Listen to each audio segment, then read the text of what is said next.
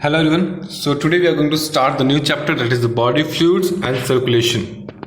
Okay, so every living cell needs constant supply of materials, right? We know that we organisms like the human beings particularly are made up of multicellular structure, and all the cells of an organism will be requiring the different materials. Let it be a nutrients. Okay, it will be requiring nutrients, oxygen, and other essential substances also, right? At the same time, it will be also requiring to remove the different type of waste material which is produced in the different cells. So it has to remove out the CO2, the toxic material which is basically released during the metabolism, right? So for this purpose, different organisms or different groups of organisms will be having different type of system. Simple organisms like unicellular structure will be directly diffusing it inside the body. Diffusion, they will be carrying out this transportation of the substances with the help of just diffusion, simple diffusion. Similarly, the simple animals or organisms like sponges and the coeloterans will be circulating the water from the surrounding through the body cavities, while the multicellular and more complex organisms like the human beings, okay, will be having the fluids present within them as the blood. Okay, so we'll be seeing that each and everything and how basically this different substances are basically circulated in the body, and they are responsible for transporting the food substances and the gases and all that to the different part of the body, and what all organs are involved in this whole system. Okay, so before that, let us start with the types of circulation. So circulation means that circulation is basically the movement of some substance from one to another and getting to the same point again. That's circulation, right? Now this circulation can be of two types. It can be intracellular circulation. Intracellular circulation, the word intra means that it is basically inside a cell. It is mainly found in the unicellular organism. Write it down. It is mainly found in the unicellular organisms, where like the amoeba, they are the unicellular structures. Okay, right? So the transportation will be taking place within the cell only. So the food which is taken from the one end of the amoeba will be digested and will be absorbed and will be used into different other part of the amoeba as well. So we can say the food is transported from one part to another part of the cell. Similar with the paramecium as well. At the same time, this intracellular circulation is also observed in multicellular organism. It is also observed in the multicellular structure, but where this is basically observed at only the cellular level, like the cyclosis. So we know that what is cyclosis? It's the movement of the, or we can say cyclosis, or we can say cytoplasmic streaming. So you note it down. So it's nothing but a movement of the cytoplasm. It's a movement of the cytoplasm. It is called as cyclosis, or we can say cytoplasmic streaming. Now what does it do? So it helps in distribution of materials. It helps in distribution of material in this unicellular as well, as we have seen in the prokaryotes, like in the case of amoeba. Okay, next, so intracellular circulation is a movement of the substances within a single cell. It may be found in the unicellular structures and the multicellular structures as well. Next is the extracellular circulation. The name itself suggests that in multicellular animals, the extracellular fluid, there is a specific type of fluid present outside the cell, which is called as extracellular fluid. It will be circulating outside the cells and it will be responsible for the transportation. Now it can be of two types again. It can be environmental fluid circulation. Where the different component of the environment will be responsible for the circulation. Mainly the water. So we can say water circulation also. We can call it as water circulation also. So here what will happen? Instead of having any type of fluid like blood and all that, blood or lymph, it will be utilizing the water as a circulatory fluid. It is mainly found in the lower invertebrates like the sponges and the hydra. They don't have any particular circulatory fluid. If you cut them, they will not be getting the blood out of them. So we can say they are basically showing environmental fluid circulation. Okay, the second type of circulation is extracellular circulation is a body fluid circulation. It's a body fluid circulation. So the body fluid circulation consists of mainly the body cavity circulation. What does it mean? It means that the organism, like the roundworms, it mainly the ascaris and all that, right? So it is observed in the roundworms and all that, where the body will be possessing a fluid. The body will be possessing the fluid-filled body cavity. We can say that it will be consisting of specific structure, a cavity-like structure, which will be filled with the specific fluid, and that cavity is called a pseudocele. Mainly found in the roundworms. Okay. So what happens? They will be basically having a fluid filled cavity which is called a pseudocele. Now the contraction of the body wall causes this circulation of the body fluid to transport the material. What will happen in this case? The body wall will be getting contracted, due to which the fluid which is present in the pseudocele will be moving from one place to another. And such type of circulation is called as body cavity circulation. You can write it down. So what happens in body cavity circulation? The fluid which is present in pseudocele, will be moving with the help of, due to the contraction of the body wall. So here no such organ like heart or pumping organ or blood vessels are basically found. So here the fluid will be present only in the body cavity. Okay, that is the body fluid circulation. Mainly it will be consisting the pseudocele. Next is the blood vascular system. The blood vascular system is mainly found in the higher invertebrates and all the chordates. You note it down. It is mainly found in the higher invertebrates and all the chordates, which consist of mainly three different parts. The special structures are present in this type of system, which are the blood, that is the fluidy structure, fluid connective tissue. Next, the heart, the heart, which is the pumping organ, and the last one is the vessel, the blood vessels, which will consist in the arteries, vessels, veins, and the capillaries and all that, right? So the blood vascular system is mainly found in the higher invertebrates and all the chordates, all the chordates. Okay, so they will be consisting the specific fluid called as blood, a special organ, that is heart, and the blood vessels to transport the material from one place to another. Next is the lymphatic system. Lymphatic system occurs in all the vertebrates. It occurs on the vertebrates. So it is not found in the invertebrates, okay, like the blood vascular system. So it will be found in all the vertebrates. And lymphatic system mainly consists of lymph vessels, okay, and we will see that how basically this will be responsible for different transportation. So this will also responsible for transportation of some particular substance like the fats and all that. So we will discuss that. Now types of circulation is done. So here you can see again types of circulation can be of two types. That is the open circulatory system and this closed circulatory system. This is again important. What is open circulatory system and closed circulatory system? So here you can see this open circulatory system is mainly found in the organisms like the arthropoda and all that. They are mainly found in the organisms like the arthropoda. Okay, where you can see there is a pumping structure, which will be basically having arteries and veins. Arteries will be there. It means the blood vessels will be supplying this blood to the different parts of the body. But this veins or these arteries are basically terminated and having a space between them. They will not be basically connected. These arteries and veins will not be connected. So it means that the space I'm showing over here, it will be consisting of the tissue. So what will happen? This tissue will be bathed by this blood. So this tissue will not be, this veins or we can say arteries or the blood vessels, which will not be getting intervened. These blood vessels will not getting intervened with this tissue. Okay, within this tissue, they will just open up at the tissue where the tissue will be bathing up in the blood, and here, so it will not having the intervening of the capillaries. While over here we can see the tissues are basically forming a network of capillaries. The tissues will be surrounded by the forming a network of capillary. Okay, so we will be discussing the same topic in the ahead as well. We will be discussing it further as well.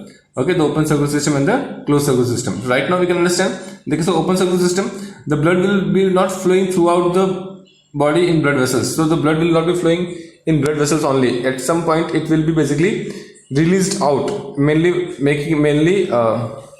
the tissues. Okay, while in the case of closed circular system, the blood will be always found closed in the blood vessels. So it will never be outside the blood vessel unless it is having a cut. Okay, so in the case of closed circular system, the blood will be always found within the blood vessels, that is arteries, veins, and this capillaries. While in the case of open system, these capillaries are absent. So the blood will be getting up to a point and then it will be released outside in a cavity, mainly in the tissues where this will be absorbed and where the different substances which has to be absorbed will be absorbed, and then it will be basically again getting back into the pumping organ. Okay, so we will see that what are the main differences in the open circular system and the closed circular system. Okay, next is body fluids. Now body fluids are of again two types. As we have seen, that is the intracellular fluid and the extracellular fluid. Intracellular fluid, it means that fluid which is present inside the cell. The fluid which is present inside the cell is called as intracellular, mainly the cytoplasm. While the extracellular fluid, what does it mean? Here you can see this is extracellular fluid which is outside the cell. What is extracellular fluid? Sorry, it has to be E. It has to be E over here. Instead of X, I, it should be E. So what is extracellular fluid? All the fluid which is outside the cells are called as extracellular fluid. Out of this fluid, the blood and lymph are involved in the transportation of the material. So you can understand that all the fluid which is outside the cell, it may be interstitial fluid, it may be another type of fluid as well. Okay, so there are different type of fluids present outside the cell which are called as extracellular fluid. And blood and lymph are the type of this extracellular fluid. The blood and lymph are the type of extracellular fluid which are responsible for transportation of material. Okay, so these are the body fluids which are intracellular and the extracellular. So we will be discussing about the extracellular fluid. We will be discussing about the extracellular fluid, mainly the blood. So blood is a type of connective tissue. Write it down. Blood. What is blood? The blood is a special connective tissue. It's a tissue which is basically widespread throughout the body. It is a special tissue which is widespread throughout the body. So it's a special connective tissue consisting of fluid matrix. Write it down. It is a special connective tissue which consists of fluid matrix. Okay, fluid matrix, plasma, and some cells. It will be consisting of three things. What all things? That is the plasma, fluid matrix, and the cells. Okay. Now, in adult body, in an adult human being, it is around 5 liters of body will present in adult human being. Okay, around 5 liters of blood will be present in adult human being. The bloods are slightly alkaline in nature. The blood is basically, the pH of the blood is around 7.4. It means that it is slightly alkaline in nature. So the blood is basically watery, fluidy in nature. The blood is consisting of the watery fluid which is called as plasma. So blood will be consisting mainly the water fluid which is called as plasma, and within this plasma there will be different type of cells will be floating within this plasma. So what is the base of the blood? It is a plasma which is fluidy in nature, and which is mainly consisting of water. Okay, and within this plasma there will be the different type of proteins and different type of blood cells will be floating. The different type of proteins and the blood cells will be floating. Now the plasma is a straw colored fluid, we can say, viscous in nature. It will be having a bit of density so that it will be flowing viscosely. Okay, and it will be responsible consisting of around 55% of the total blood. Of the total blood, the plasma will be constituting around the 55% of the blood. Okay, so it is mainly consisting of the water particularly. Now, inside this plasma, we have got another specific type of fluid which is called as serum. What is serum? So plasma will be consisting of two things, that is the water and different type of minerals, and along with that there will be some specific clotting factors also. Clotting factors are those factors which are responsible for blood clotting. Clotting factors are those factors responsible for blood clotting. So when we remove out this clotting factors from the plasma, we get serum. Write it down, note it down, write it down. Okay, so what is serum? So serum is the fluid present in plasma which is basically obtained by removing out the clotting factors. So removing the clotting factors from the plasma, what does it make? It makes serum. So serum is the fluid which is basically obtained by removing out the clotting factors from the plasma, Okay, now the plasma will be consisting of proteins. Different type of proteins will be present in the plasma. What all proteins are mainly found? That is albumins. First of all, the albumins are present. Albumins are the one which can say globulin in nature. Globulins, albumins and the globulins are the globule proteins. What are proteins? They are globin proteins. Okay, it means they are globular in nature. And mainly responsible for retaining the water in blood plasma. Write it down. So this albumins and the globulins, albumins and these globulins are responsible for retaining the water in the plasma. Okay, the second type of important protein which is found in plasma. is the fibrinogen. It is a fibrinogen which is mainly responsible for coagulation of blood, or we can say blood clotting. We will be studying how it is happening. So the fibrinogen is also a part of plasma protein responsible for coagulation, or we can say the clotting of the blood. Prothrombin is also having the same function, that is responsible for clotting of the blood. Okay, so if you remove this fibrinogen, prothrombin and all that, then what we get? We get the plasma serum. Okay, we know that. Apart from these proteins, the plasma will be also consisting of different type of minerals, ions, okay, which will be like sodium, calcium, magnesium, carbonate ions. Okay, these all ions will be present in the plasma. Okay, so it contains mainly proteins like albumins, globulins, fibrinogen and prothrombin, out of which these albumins, globulins are responsible for transportation also, transportation of gases and different things. And these globulins are responsible for basically providing immunity, that is immunoglobulin. We can write it down. Certain globulins like the immunoglobulin, that is called as antibodies, act as an antibodies. Okay, you can write it down, which are responsible for protection of our body. Okay, and this prothrombin and the fibrinogen are the one which are responsible, which are playing an important role in blood clotting. Once the blood is basically getting out of the body due to any cut or injury, what will happen? It will get clotted after a particular period of time. It is called as blood clotting. Okay, so here these are the factors which are responsible for different purpose. Apart from this, it will be also having different type of minerals like sodium, calcium, magnesium, carbonates, chlorine, etc. Next, what is the function of blood plasma? The most important thing. The function of blood plasma consists of, first of all, it is responsible for transportation. So it is responsible for transport of different gases. Okay, mainly different food substances from the digestive tract to the different cells. It is also responsible for transportation of the different waste material from the cells to the excretory part like kidney and all that. It is also preventing the blood loss. It is also responsible for prevention of blood loss. So as we have seen that the plasma will be consisting some coagulating factor like prothrombin and the fibrinogen, which will be getting activated when the body is getting injured. When the body is getting injured or the particular part of the body is getting cut, what will happen? The blood will start coagulating over there. Hence preventing the blood loss. Okay. Next, it is also responsible for retention of fluid in blood due to plasma. As I have told you, the main function of albumins and globulins is also that it will be retaining the water within that. It will be retaining the water. So it is also the plasma responsible for retention of the fluid in the blood. Okay. And due to the plasma proteins mainly. Okay. Last one, uniform distribution of heat all over the body. Now the plasma is basically the one part of the blood which will be getting circulated from different part of the body. Hence the tissues and the cells which are present very in the deep of the body structure will be also releasing energy, and this energy has to be brought in the surface and has to be circulated throughout the body.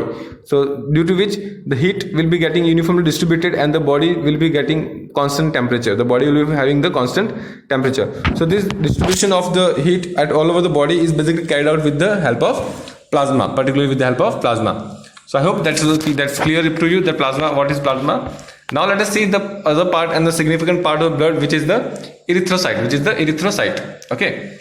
Now after plasma proteins, we will be discussing about the blood corpuscles, or we can say blood cells. So let us say blood cells. Mainly there are three type of blood cells, that is erythrocytes, that is RBC, leukocytes, that is WBC, and the blood platelets So we'll be discussing all of them each one by one. Okay. So now we have seen the plasma and the other one is the blood cells. In blood cells we are discussing the erythrocytes. It is also called as RBC. So here you can see this RBC. So RBC is mainly biconcave in nature. So here we can see it is basically having inwardly folded. At the same time, at this phase also it will be basically having such type of curve. So we can say it is biconcave. It has got the concave like structure at both the faces, and it's called as biconcave in nature. Now these erythrocytes will be having a specific type of protein called as hemoglobin. It is so important. This protein will be called as hemoglobin. And why it is called as hemoglobin? Because it will be containing a specific type of structure called as heme. It is consisting a specific type of substance called as heme, which is made up of iron. So we will see that how it functions. Okay. Now the RBCs, or the red blood cells or red blood corpuscles or erythrocytes, are the most abundant of all types of cell in the blood. It means these are the most in number found in the blood, and they are enucleated. It means they will not be having the nucleus. Keep in mind the mature RBC. Note it down. If it is a young RBC, during the maturation, it is young RBC, it will be having the nucleus, but the mature RBC will be not having the nucleus, and that phase or that stage or that type of cell is called as enucleated. What is it called as? It is called as enucleated. It means it will not be having nucleus. It will be also lacking the cell organelles like the endoplasmic reticulum, the Golgi bodies and the mitochondria. These all most important cell organelles are basically absent. So we can say it will not be having nucleus, neither nucleus nor different other cell organelles like the mitochondria, endoplasmic reticulum, Golgi bodies, etc. will be absent. In a adult human, it will be around 5 million to 5.5 millions of the blood cells will be RBC will be present in 1 mm cube, or we can say 1 ml of blood. Now this, as we have seen that this are enucleated in the case of mature RBC mammals particularly. There are some exceptions like the llama. Like llama, it's a type of camel family organism. So in the case of llama, the RBCs are basically not enucleated. They will be consisting the nucleus. Okay, they will be consisting the nucleus. So the organisms or animals like camel and llama will be having this nucleus present in RBC. So this is type of exception. You should be knowing this. Okay, and otherwise all of them are basically enucleated and biconcave. In the case of camel and llama, it will be RBC will be nucleated and oval shape particularly. Okay. So next is it will in an adult human being, adult healthy human being, it will be around 5 million to 5.5 million of RBCs will be present in a single 1 ml. Okay. Now next is polysthymia. What is polysthymia? So polysthymia is basically abnormal rise in RBC count. So normally you can also consider that in the case of female, the female will be having a bit lower amount of RBC compared to the male. So my male are having around 5 to 5.5 million, while the female will be having around 4.5 to 5 million. Why? Mainly due to the menstrual cycle, menstruation. So when the menstruation occurs, what will happen? The body will be losing out some part of the blood, due to which the blood will be bit lesser in amount, RBC will be lesser in amount. Okay. Now sometimes the RBC may get increased abnormally, and this condition is called as polycythemia. What is polycythemia? Abnormal rise in the RBC. Abnormal rise in RBC is called as polycythemia. Second is erythrocytopenia. So it is just opposite of polycythemia. What is polycythemia? It is basically abnormal rise in the RBC, while polycythemia. Next is the polycythemia after erythrocytopenia. So in the erythrocytopenia, the number of RBC will get decreased. Okay, so this is called as when it's both are opposite, the polycythemia and the erythrocytopenia. Next is erythropoietin. What is erythropoietin? So erythropoietin is basically it's a type of hormone. It's a type of hormone which is released from the kidney. Note it down. So erythropoietin is a type of hormone which is released from the kidney, okay, into the blood. What is its function? Its function is basically to stimulate basically the formation of the erythrocytes. It stimulates the formation of erythrocytes in bone marrow. So what is the function? Erythropoietin is a type of hormone. Where it is secreted? It is secreted from the kidney. Okay, how they are secreted? When the RBC is low in amount. So when there is a shortfall of the RBC, or we can say there is a low amount of RBC, it will stimulate the kidney. To secrete erythropoietin. And this erythropoietin will be responsible for inducing the formation of. It's a hormone which is responsible for inducing the formation of RBC. New RBC will be formed in bone marrow. Under the effect of erythropoietin. So that is about the erythropoietin. Next is hemoglobin. As I already told you, what is hemoglobin? So the RBC, this is the structure, like this is a proteinaceous structure. Okay, it will be it's basically containing 4 units as well. So here, what is hemoglobin? It's a RBC contains a specific red colored iron containing protein. It contains red colored and iron content, and due to this presence of hemoglobin, we basically find the RBC red in color. Okay, so the RBC will be containing a specifically iron containing complex protein called as hemoglobin. And hence this color is basically red in color. Now each 100 ml of blood of a normal man contains around 14 to 16 gram of hemoglobin. So in 100 ml of blood, around 14 to 16 gram of hemoglobin will be present in an adult healthy man. But in the case of women, it will be around 12 to 14 hemoglobin. It will be 12 to 14 hemoglobin numbers. Okay, now 14 gram in the hemoglobin. Now this hemoglobin is responsible for carrying the oxygen. Okay, and how do they carry out this oxygen will be studied. Okay, in the breathing and all that, breathing exchange of gases. Okay, So that was about the hemoglobin. Now, and the erythrocyte. Erythropoiesis is basically a process. It's a process of erythrocyte formation. So as we seen that erythropoietin is a hormone responsible for formation of responsible for stimulating the bone marrow for erythrocyte production, and the process of production of erythrocytes is called as erythropoiesis. Erythropoiesis. Where does it occur? It occurs in bone marrow. It occurs in bone marrow in adult. Write it down. If the question is asked about the adult, it is in the bone marrow. While when it is the embryonic life, when the organism is basically just a few embryonic old. Okay, so where in the embryonic life, the RBCs are produced in the yolk sac. The RBCs are produced in the yolk sac. Okay, so erythropoiesis will be the site of erythropoiesis during the initial period of embryonic life. Note it down. During the initial period of embryonic life, the site of erythropoiesis will be yolk sac. In the later embryonic stage, it means when the embryo is almost developed after 4 to 5 weeks, what happens? This erythropoiesis will be getting shifted to liver and spleen. You can note it down. The erythropoiesis has got 3 different sites. It has got 3 different sites. During the early embryonic stage, during the early embryo stage, it was basically found in the yolk sac. While during the late embryonic stage, it is found in the liver and spleen of the fetus. But once the fetus has taken when the child has taken the birth, then the formation of blood, or we can say erythropoiesis, will be basically taking place only at the bone marrow, and the cells which are responsible for formation of hemoglobin RBCs are called as hemacytoblast. Write it down. HEMATOCYTOBLAST. So hematocytoblast are the cells which are responsible for formation of RBC in bone marrow. So that was about the erythropoiesis. So function, that is the functions of RBC.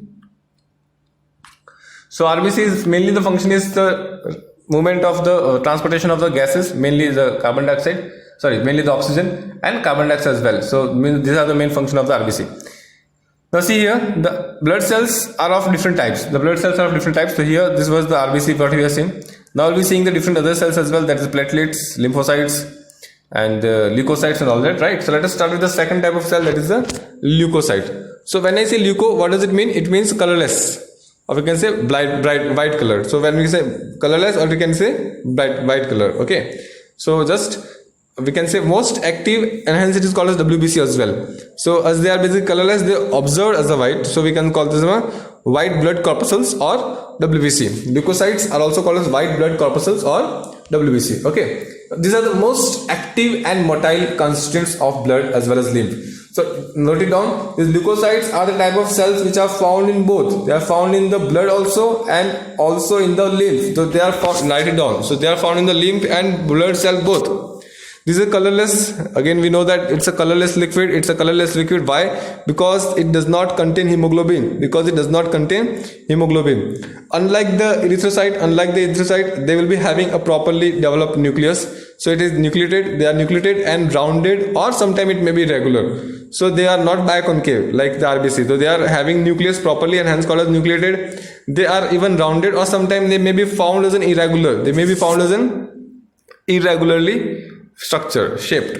Okay, so they will be responsible. They can carry out the movement by amoeboid movement, that is with the help of pseudopodia. So they may move with the help of pseudopodia, and hence we can say the amoeboid movement is also observed in this leukocyte. Mainly when these are responsible when they are going to invade they are going to engulf the extra foreign particle. Okay, so that is about the leukocytes. Next is diapedesis. What is diapedesis? So diapedesis is a basically process. Diapedesis is a process which enables the cells to squeeze out of the blood capillaries in the tissue. So let us give me an idea. Like this is the blood cells. Okay, now this is the cell. Now we know that these blood vessels are basically made up of cells. Now these cells are basically having some space between them. So what will happen? This WBC will be basically having pseudopodia. Now with the help of the pseudopodia, they will squeeze out of this blood capillaries, and this squeezing out of the blood out of the cell. Squeezing this when the blood cells are getting squeezed out of the blood capillaries, then that process is called as diapedesis. around in a healthy human being, which will be around 4,000 to 11,000 per millimeter cube. It will be around 4,000 to 11,000 per millimeter cube in the case of adult human being. Okay. So this leukocytes can be again have some abnormal numbers as well. So when there is a rise in WBC count, when the number of WBC is high, so when the number of WBC is high, what may happen? It may be responsible for causing the leukocytosis. So note it down. What is leukocytosis? Leukocytosis is a phase or the stage where the number of WBC is so high. And this may be due to some bacterial infection. So whenever the body is infected by some bacteria, what will happen? The WBC number will get increased to just fight against that particular infection, and that is condition is called a leukocytosis. Or it may occur during the leukemia, or we can say it can be due to the blood cancer. It can be due to the blood cancer as well. So leukocytosis can be under two different conditions. It may be due to the bacterial infection or during the blood cancer, or we can say leukemia. While the leukopenia, that's the just opposite of this. When the number of WBC is low, it is called as leukopenia. While the leukocytosis, when the WBC number is high, it is called as leukocytosis. Okay, so that is about the leukocytes. Now leukocytes can be of again two types mainly, and further they are divided into again two types as well. So these leukocytes are of two types, that is agranulocytes and we can say granulocytes. So here you can observe that these cells will not be having any granules or granular structure in their cytoplasm. They are not having any granular like structure in their cytoplasm. While here in this case you can observe these colored structures. These are the granules present within this cytoplasm of cell. So when a leukocyte consists granules, when the leukocytes contains granules, or we can say, then they are called as granulocytes. When they are not containing granules, they are called as agranulocytes, or we can say agranules. Note it down. What is agranules? Without any granules present in cytoplasm. While granular cytes, it means when the granules is basically present in the cytoplasm. Now depending on the nucleus shape, these granulocytes can of again be two types, that is bilobed. We can see that further. Okay, so here we say leukocytes can be granulocytes or agranulocytes. Okay, now next is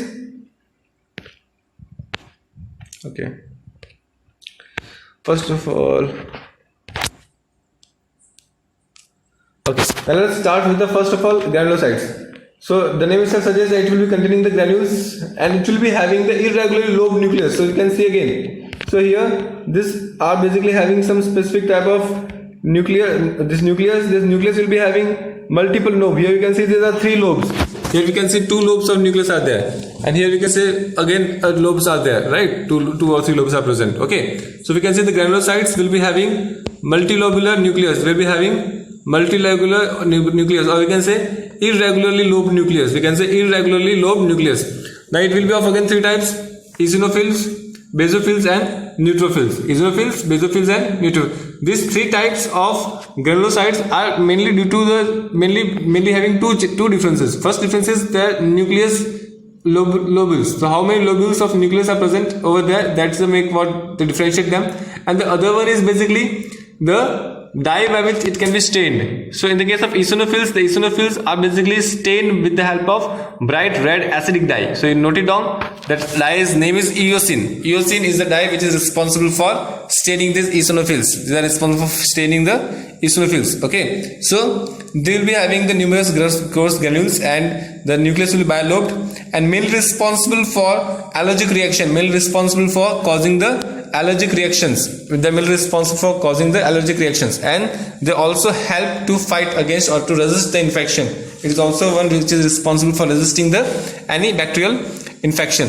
So what is eosinophils? Eosinophils are basically the bilobed nucleus granulocyte having high amount of granules present within cytoplasm, and it will be stained with the help of acidic dye, mainly the eosin, and they are the one responsible for the allergic reaction. And total amount of eosinophil is basically around 2 to 3% of the total. The proportion of the eosinophil is around 2 to 3% of the total blood cells. Okay, that was about the eosinophils. Next is the basophils. So here the basophils will be having can have 2 or 3 lobed nucleus. The nucleus can be multiple again, having the multiple nucleus, multiple lobes. How much it can be? It can be 2 or 3. Compared to the eosinophils, the number of granules will be lesser. The number of granules will be lesser. Okay, now this basophils itself, the name suggests base. It means that it will be based, it will be stained with the basic dyes. It can be stained with the help of basic dyes, that is methylene blue. It can be stained with the help of basic dyes. Example, methylene blue. Okay, while it is the one which is present the least among the WBC. It is the one which is present least among the, it will be accounting only for 0.5 to 1% of the total WBC. It is accounting only about 0.5 to 1% of total WBC. Now the basophils will be secreting some specific components like histamine, serotonin, heparin, which are the one involved in the inflammatory reaction, which are mainly responsible for inflammatory reaction. So we can say the basophils are the one which are responsible for inflammatory reaction. So suppose when you are basically, when a honeybee, a bee sting, basically just sting you, so what will happen? You will be basically getting inflammation at that particular place. Why? Because at that place the histamine will be released. This histamine will be released, which are basically responsible for inflammatory reaction, which are responsible for inflammatory reactions. Next, the neutrophils. Again, the name suggests the neutro. It means that it will be stained with the help of neutral dye. It will be stained with the help of, or we can say it does not take any type of acid or base stain. It cannot be. It does not take any type of acidic or basic stain. So, in the case of neutrophils, we can see the multiple lobules again. So, around 2 to 7 lobules are present in nucleus. So, nucleus of the neutrophils will be consisting of around 2 to 7 lobed nucleus. Neutrophils do not take any color, as we've seen, and they are most abundant cell in the WBC. Note it down. So, among WBC, these are the most abundant cells. Neutrophils are the most abundant cell of the. They are also called as police cell. They are also called as police cell. Note it down. Why are they called police cell? Because these are the cells, write it down, because these are the cells which will be reaching first at the site of injury. So whenever the injury is taking place in the body, the neutrophils are the one which will be reaching at the site of injury. So they are called police cells. So the neutrophils, they are the most abundant, around 60 to 65% of the total WBC, and they are phagocytic in nature. They are phagocytic in nature. What does it mean? It means that they will be engulfing any foreign particles getting inside the body. So they will kill any foreign particle which is getting inside the body by digesting it.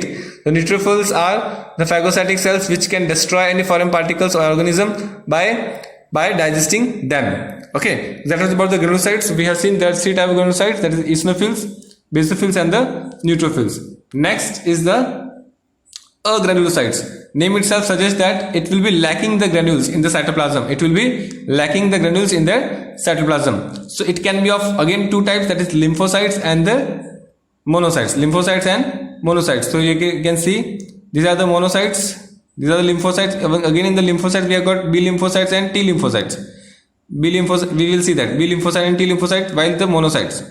Okay, neutrophils are these are having multiple lobes. Basophils having high amount of granules.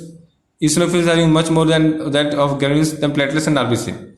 So here the lymphocytes are comparatively small in size with large rounded nucleus, which smaller size was having. Here you can see the size of cell is so small, but the nucleus, that red part is present, is so high. So we can say the lymphocytes will be having, even the monocytes as well. The monocytes will be having big amount of, or lymphocytes will be having big size of nucleus present in a small cell. Okay. So they produce serum globulins. Write down. They are one responsible for formation of serum globulins. So what are serum globulins? We have already seen. It is nothing but immunoglobulins. Write down. These are also called as so these lymphocytes are one responsible for formation of immunoglobulins, or we can say antibodies. Write down. So what we can say, the lymphocytes are the one which are responsible for formation of serum globulins, or we can say they are responsible for formation of antibodies which are present in plasma. So they are responsible for formation of antibodies which are present in plasma. Now these lymphocytes are of again 2 major types. These lymphocytes are of again 2 major types, that is the B lymphocytes and T lymphocytes. B lymphocytes mean B cell and T lymphocytes mean T cells. Okay, so they are of 2 types, that is B lymphocytes and T lymphocytes. Okay, the B lymphocytes are the one which are responsible for producing the antibody. Write it down. These B lymphocytes are the one which are responsible for production of antibodies. Okay, in the plasma, while T lymphocytes are the one which will kill other cells. These T lymphocytes are the one which will kill other cells. Okay, Both are actually responsible for the immunic response, or we can say it is responsible for providing the immunity. These are the both cells which are responsible for providing the immunity. Next one is monocytes. What are monocytes?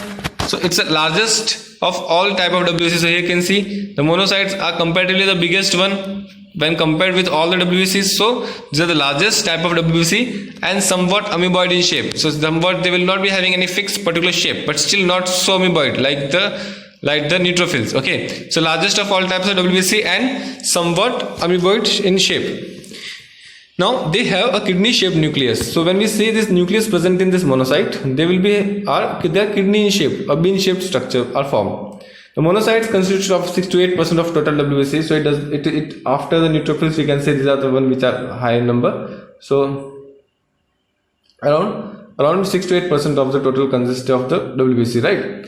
Now they are again motile and phagocytic in nature. So they are the one which can engulf the food substance or the foreign particle within them, and then they can kill the bacteria or any particular foreign particle. And they are motile and phagocytic in nature and engulf bacteria and cellular debris. So suppose any foreign bacteria is getting inside the body and it may infect a body, so that can be killed by the phagocytic monocytes. Okay, and they are also responsible for eating up the cellular debris. So suppose in a normal organism the cell may die due to different problems, like they may cause the apoptotic, or we can say cell or necrosis. So the cell may die due to any reason, and this debris which is found in the tissue has to be removed out. So how is it removed out? So these monocytes will engulf those dead cells. The monocytes will engulf the debris of that cell.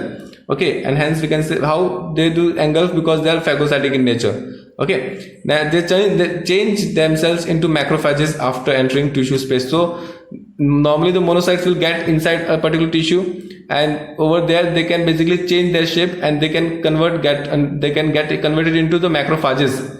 And depending on the location, they can be of two different types. They can be present in the hepatic cells. You can say in the case of kidney, in the case of liver, in the kidney, they can also found in the different type of body structures, organs. Okay, so here macrophage, the type of cells is done. The last one is the thrombocyte.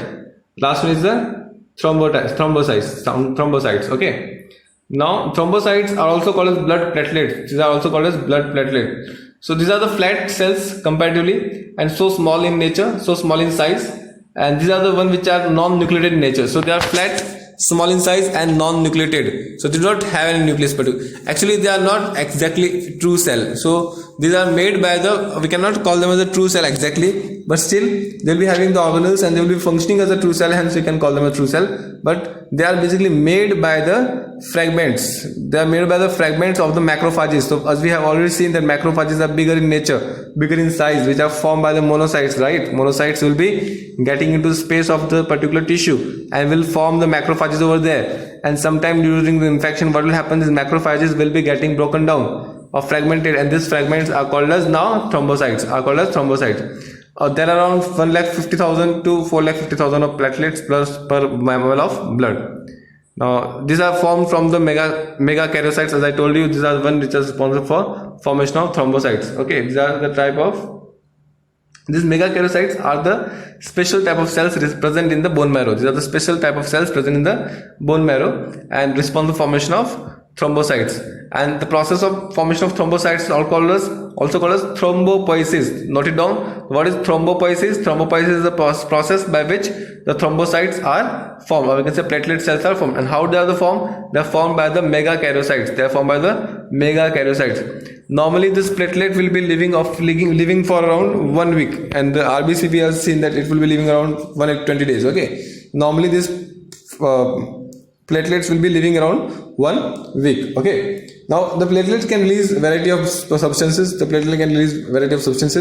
Which are example like called as platelet factors, called as example thromboplastin. These are the one which are responsible for the coagulation of blood. So they are also helping in the coagulation of blood as well. So sometimes this thrombocytes or blood platelets can decrease, which may lead to the disorders in the clotting. So during the condition when the thrombocytes are less in number, so what will happen? The clotting of blood will not take place properly, and then the person may lose the high amount of blood. Okay, and the same condition, that is thrombocytopenia, which is known as the decreasing the reduction on the number of platelets. Okay, so the same condition can be found in the different condition as well, like some of the diseases. Okay, next is hematopoiesis. So as I told you, that it's a process of formation of blood cells. It's a process of formation of blood cells. Okay, so what is it? Hematopoiesis. Hematopoiesis is a process of formation of blood cells. And where are they formed? The tissues where these are formed are called as hemopoietic tissues. So the tissues where they are formed are called as hemopoietic tissue. So as I already told you, in the case of mammals, during the embryonic stage, during the pre-embryonic stage, write it down. During the pre-embryonic stage, not pre-embryonic, but the early embryonic stage. During the early weeks of embryo formation, the hemopoiesis will be occurring in the yolk sac, which is one of the embryonic membrane. While when the organism is getting, the embryo is getting, the embryo is getting developed, afterwards it will be shifted towards the spleen and thymus, where this hemopoiesis will take place. So livers, lymph nodes, spleen, thymus are the places where the hemopoiesis will take place. But when the person has become adult, or we can say then basically when it is born, after the birth of an organism, after the birth of the child, what will happen? The hemopoiesis will now occur in the bone marrow of the long bones. They will occur in the bone marrow of the long bone, mainly the femur bone. Okay, so they will be occurring the formation of the hemopoiesis of hematocytes, or we can say blood cells, will be occurring in the bone marrow of the long bones. Okay, now what are lymphocytes? Lymphocytes are formed in thymus. So normally the blood cells are formed in the bone marrow, while the lymphocytes are found in the thymus, spleen, lymph nodes, and other structures like tonsils and Peyer's patch. So although during the embryonic stage the blood cells are formed in the yolk sac and the lymph structures like spleen, thymus, lymph nodes, etc., but after the birth, when the person is getting older, so the site of the hemopoiesis will be shifted to the red bone marrow of long bones. Okay, so these are the different characteristics of the different cells. The major subtypes. Formed elements are the erythrocytes and RBC. You can just get a detailed information in a summary wise. Okay, so appearance, as we have seen, summary we have seen, that is the function we have seen. Comments, lifespan of around 120 days. Okay, next is the granulocyte cells, which connect neutrophils. Number, this is what the number we have seen. Number is there. Nuclear lobes are present. Okay, increases with age. And pale granules, and next is the phagocytic in nature, particularly effective against the bacterial infection. This is all we have seen already. We have seen. Okay, so you may go through this and show that it will help to basically record it properly. So it will be there. You can write it down, all the properties of the cells. Okay, their appearance, their number, and their function, and some specific remarks of particular cells. Okay. So that was about the different type of blood corpuscles. In a body. We can tell different type of blood cells in a body. So what we have studied? We have studied plasma and the blood cells. Now let us see the blood groups. So overall, there are around 30, more than 30 types of antigens. What are antigens? So antigens are specific type of glycoproteins. Antigens are specific type of glycoproteins. Glycoproteins we have done in the biomolecules. So these are the proteins consisting the carbohydrate part associated with it. So the blood groups are basically around more than 30 types of antigens are present. And depending on this type of antigens, these antigens will be very specific and very characteristically different from each other. And hence we can say each antigen will be representing a one blood group. Each antigen can represent around one blood group, and hence we can have multiple number of blood groups as well if we consider all the antigens. But the main antigens which we consider, and the main type of blood groups which we consider of right now, are the two types, that is the ABO blood group and the other one is rhesus blood group. ABO blood group and the rhesus blood group, RH blood group we can say. So first of all, let us see the ABO blood group. So it was discovered by the Karl Landsteiner, that A blood group, B blood group, O blood group, but the AB blood group was basically not discovered by him. It was discovered by it was found out by the Castello and Stelny. So still the major discovery was basically done by the Karl Landsteiner. Now ABO blood group is basically, this blood group is divided or classified on the basis of the type of antigen present on the cell. So here you can see. Now let us see how it can differ. So these are the ABO blood group, where we can say 4 types of blood groups are there. There are 4 types of blood group, that is A, B, AB or O. So let us see what are the 4 types of blood groups are there. There is the O, this is AB, B and A. So A, B, AB, and when both are absent, then it is called as O. It is called as O. Okay. Now, what all antigens will be present over here? So in the case of, basically these are the antigens present on the plasma membrane of the RBC. Okay. So when antigen A is present, then that blood group is called as A blood group. So if it is A, see over here, what is the type of blood group? That is the A type. So when the antigen A is present, then that blood group is called as A blood group. When the antigen B is present, then blood group is called as B blood group. When the antigen A and B both are present, so here you can see these are cone and spheres. Cones and the circles both are represented over here. Circles are represented as an antigen A and cones are represented as an antigen B. When both are present, then it is called as both. So we can say type AB, but we can call them as a type AB. And when none of the antigen are present, neither the A nor the B, so that type of blood group is called as type O. It is called as type O. Getting it? So now, what is that? So antibody, what is antigen? We have seen antigens are specific glycoproteins present on the membrane of the cell. Here we say consider there's an RBC. So A will be having A antigen, B will be having B, AB will be having both, and O blood group will not be having either as the antigen, A or B. Now there is another type of structures as well, that is antibody. As I told you, these are the immunoglobulin proteins. Immunoglobulin proteins responsible for protection against the foreign particle. Responsible for protection against the foreign particle. Mainly secreted by the B cells of lymphocytes. We can say B lymphocytes, right? Now, whenever a cell is having A antigen, that blood group having A will be secreting B antibody. Will be secreting B antibody. Then it will be considering any substance which is coming from outside, which is B, which is having B antigen, then it will bind to it. Okay, so the antibody which is present over here is the antibody B. Similarly, the antigen B and type B of blood cell will be having the antibody present in plasma, that is the type A. So that is opposite. The A blood group will be having B antibody, B blood group will be having A antibody. Got it? So A blood group has got B antibody and B blood group has got A antibody. But when both the antigens are present, so these are the cell having A and B, both antigens present on the cell membrane. So during that, under that condition, what will happen? Neither of the antibody will present, neither the A nor B. So here the antibodies are absent. You can write it down. So in the case of type AB, the antibodies are absent. While in the case of type O, so what is the O? O will not be having any of the antigen, neither A nor B. So opposite of that, both the antibodies A and B will be present in the plasma. Both the antibody A and B will be present in the plasma. Now, whenever the blood is transfused from one person to another, you will be noticing that the blood transfusion take place only when both the bloods are basically having same antigen.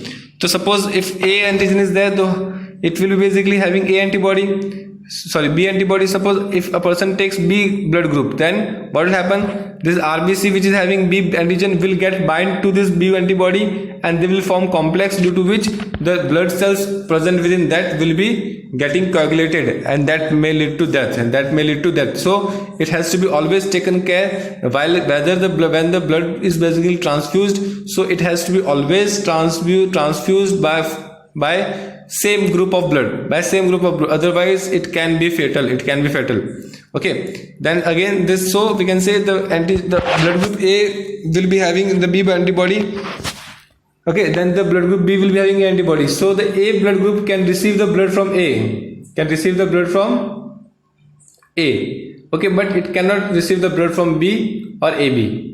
So it can receive blood from A or O. Why A? Because when the A is coming, so it does not have antibody for A. When O is coming, so O is again not having any type of antigen. So we can say it is not going to react with A or O. So it can receive the blood from A and O both, and it cannot have the blood from the B or A. And whom it can give? It can give to O and A. It can give O to and A. Okay. Next is antigen B. It can give to AB and A. It can give to AB and A, and cannot have blood from B and AB. Okay. Next is type B.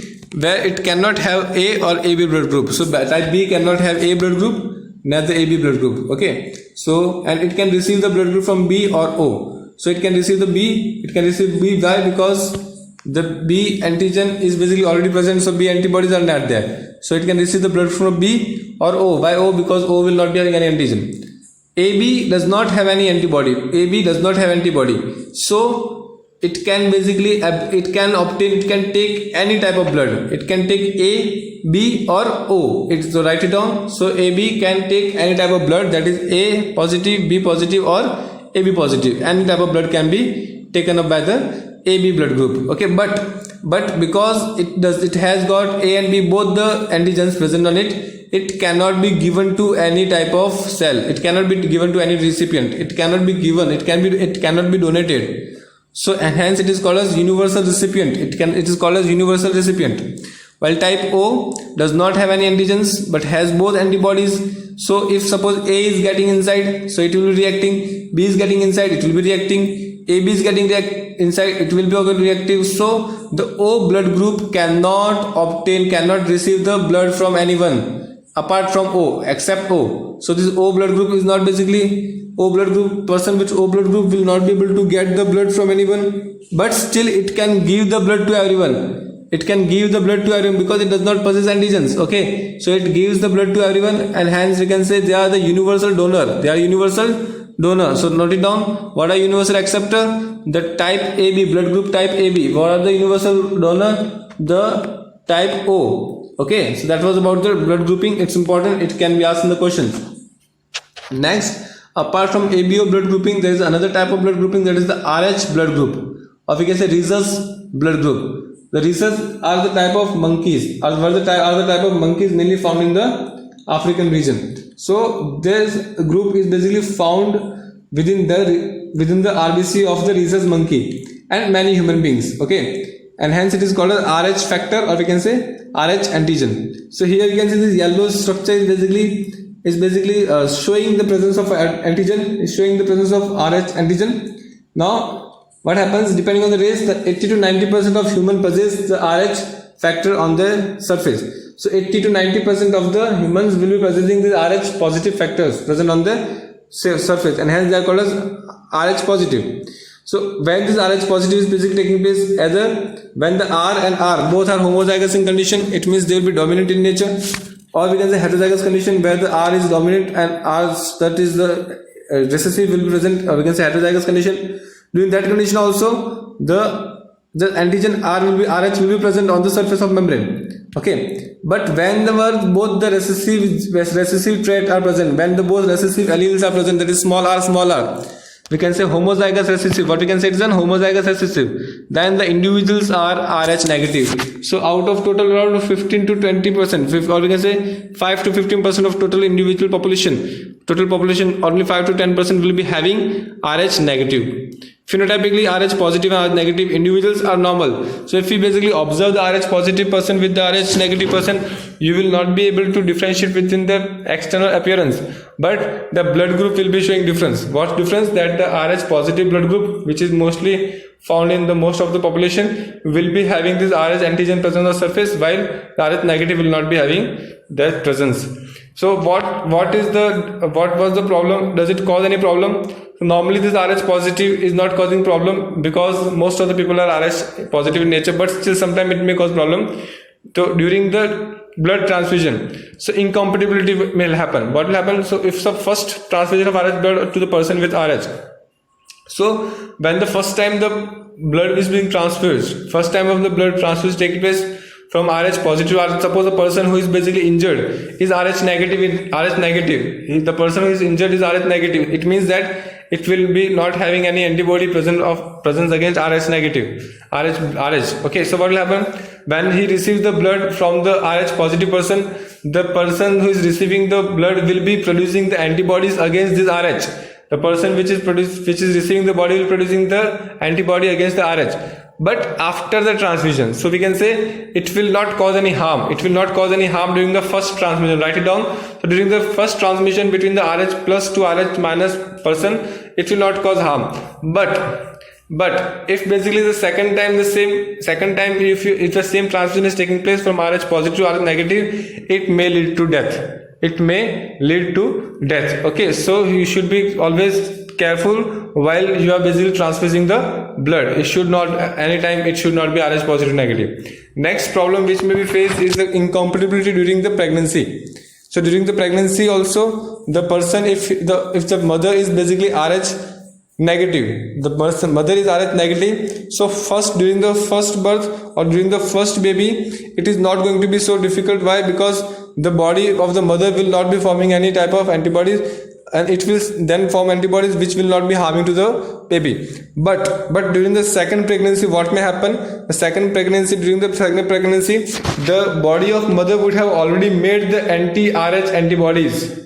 Okay, the body of mother would have already made anti-RH antibodies, which may coagulate the blood of the fetus, and that condition is called as erythroblastosis fetalis, that is destruction of the erythrocytes of the fetus. Okay, so that may cause the different type of problems like disease of newborn, okay, that is HDN, that is hemolytic disease, okay, of newborn, and that it may be called as erythroblastosis fetalis, that is the destruction of erythrocytes of fetus. And it can be avoided by administering the anti-RH antibodies to the mother immediately after the delivery of first child. So once the first child is delivered, so the body of the mother should be administered with the anti-RH antibodies to the mother cells. This is important. Now let us see here. So here the RH positive father and RH negative mother. The mother is RH negative. The child which is developed is now RH positive. Okay, you can see this fetus is basically RH positive. The fetus is RH positive. Okay. You can see over here, the fetus is RH positive.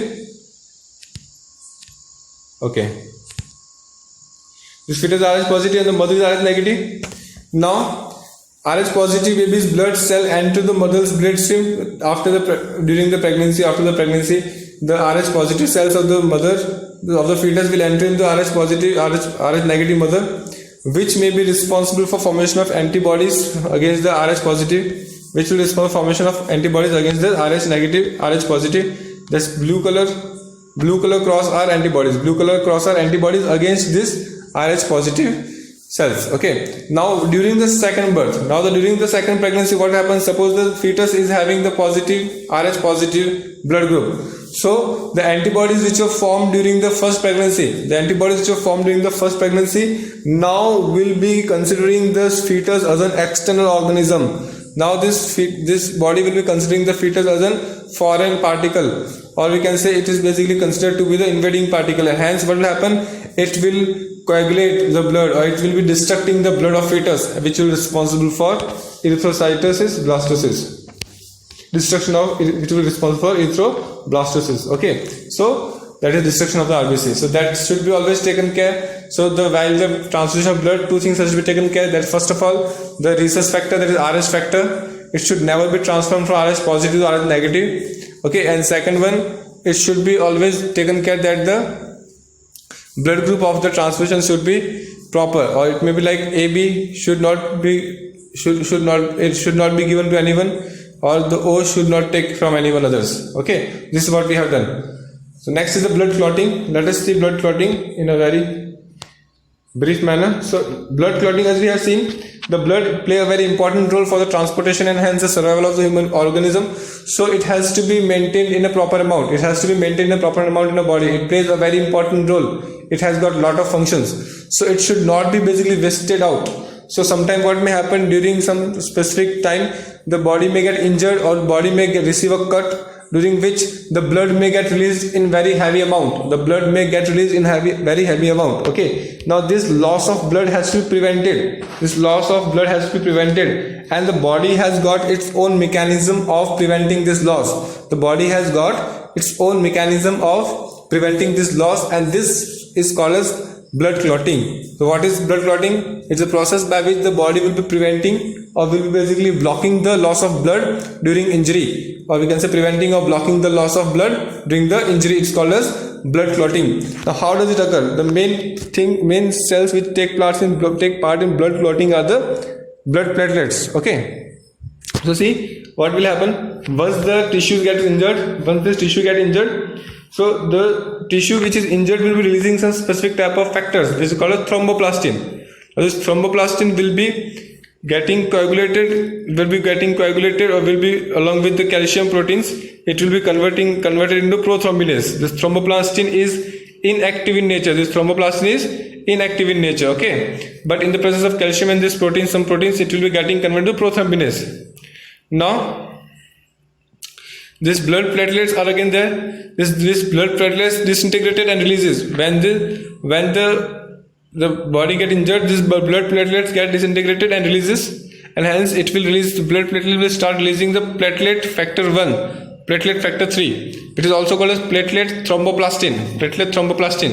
This thromboplastin will also reacting with the calcium proteins, and this will be getting converted to prothrombinase. So this thromboplastin are produced by two different ways. The first one is by injured tissues, and the second one is by the blood platelets.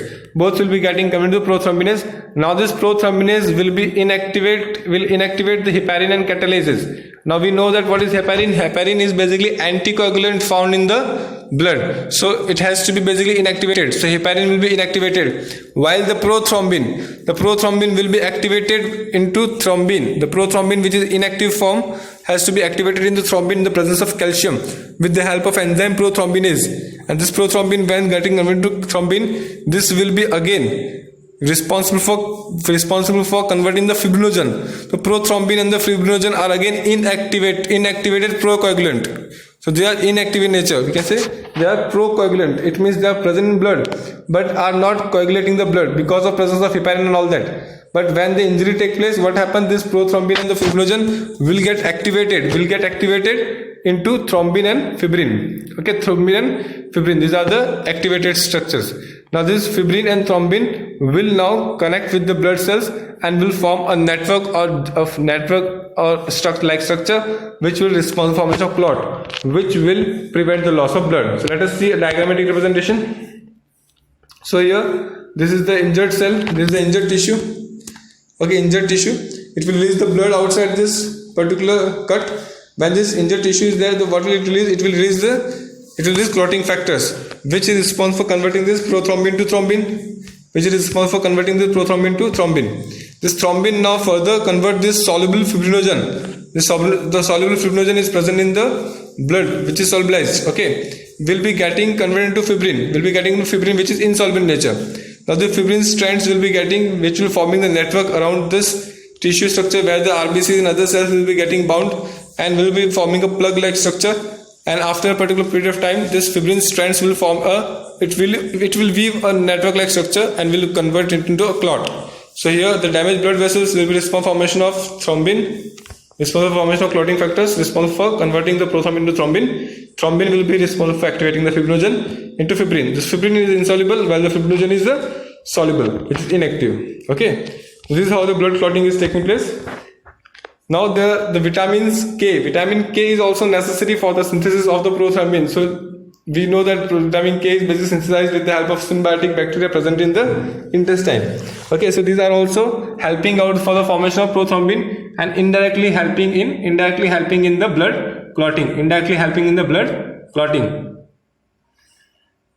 Okay, so next is the cascade theory of the blood clotting. Now there was scientist, that is Macfarlane. He basically gave a theory that around 13 different factors are basically responsible for causing this blood clotting. Now this all factors will be catalyzing each other. Okay, all factors are catalyzing in the manner that one factor will be catalyzing the other, then the other will be catalyzing other next one. So in a manner that a whole hierarchy of the activation of the different active factors will be formed. So this type of process or this type of fashion of activating the different type of factors one by one is called as cascade manner. What you can call it as a cascade manner. So in this cascade manner, around 13 different type of clotting factors are known. That is fibrinogen, prothrombin, thromboplastin, calcium, etc. So there are around 13 different factors which are present and responsible for causing the clotting. And how does it occur? It occurs mainly by cascade manner.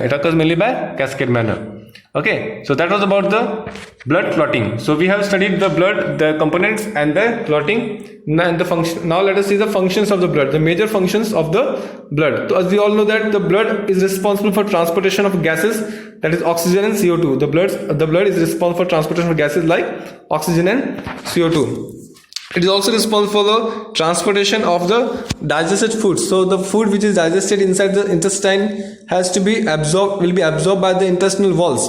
Okay, maybe by the lacteals as well, the fats. Okay, so this food which is absorbed has to be taken at different part of the body to different cells, so that they can be assimilated over there for the energy production of the formation of body structural component. So this digested food will be basically taken at different parts of the body. Okay, and there they will be utilized for the different purposes.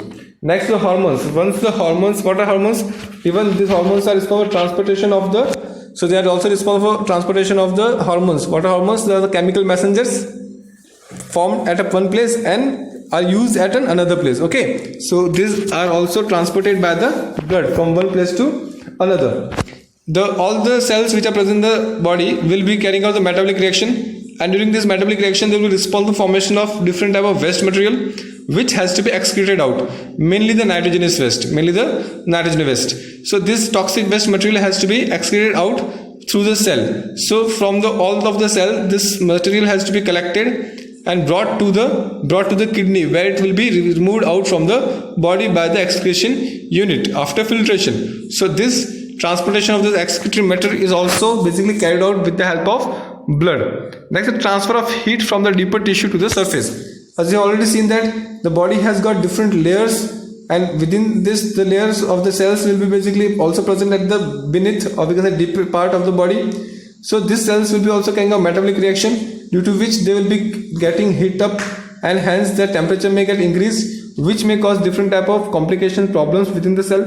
So this heat has to be dissipated, this heat has to be released out, and the body temperature should be maintained constant. So this is also done by the blood. So when blood moves across the different cells, across the different tissues of body, it will also carry the heat which is produced in these tissues, and it will be releasing it on the surface, where from which it can be dissipated. Okay, and hence the body temperature of the person can be maintained constant, that is 37 degrees in the case of human beings. Okay, next, the blood will also be having the leukocyte, that is the WBC, which are also phagocytic, and sometimes they may also release the toxins by which they can kill the bacteria, either by engulfing them or by basically giving them, toxinating or then killing them in different manner. Okay, we'll see how they kill in 12th standard particularly. So leukocytes are also present, and hence we can say they are responsible for providing the immunity. They are responsible for providing the immunity and protecting the body. They are responsible for providing immunity and protecting the body. Okay, next, they are responsible for maintaining the body temperature, as we have already seen how they maintain the body temperature, right? Last one but not the least one is the preventing the loss of blood from the body. As we have already seen, the blood is also having the platelets and thermoplastin and all that, and they are responsible for the preventing the water loss. Whenever the body will be injured or cut, it will lose a lot amount of blood, which may be creating a lot of problems for the organism survival. So it has to be prevented, and this prevention is basically done by the blood clotting factors, which is again a part of blood. So these are different main functions of blood in a human being. So in the next lecture we'll start with the lymph, what the lymph is and how it has got function and what is basically main properties. Okay, so that was about the blood.